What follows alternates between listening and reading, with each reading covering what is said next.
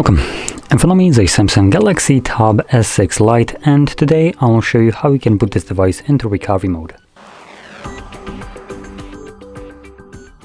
Now, before we get started, you will need to grab a cable that is plugged into your computer and then connect it to your device. There we go.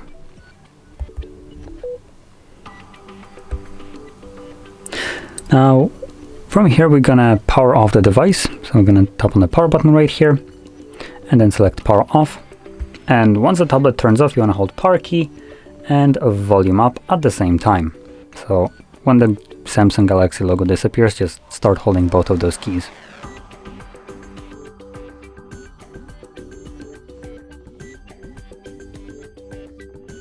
When you see the Galaxy writing right here, we can let go of the keys and this will boot us into recovery mode.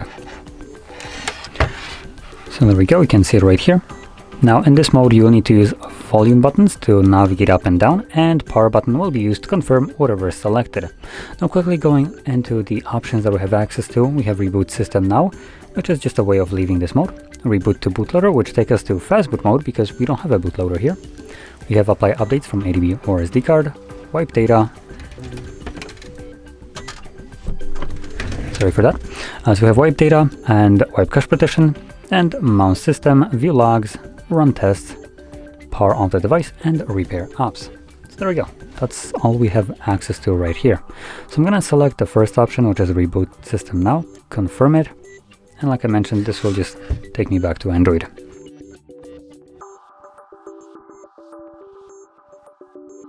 And as you can see, we are now back in Android.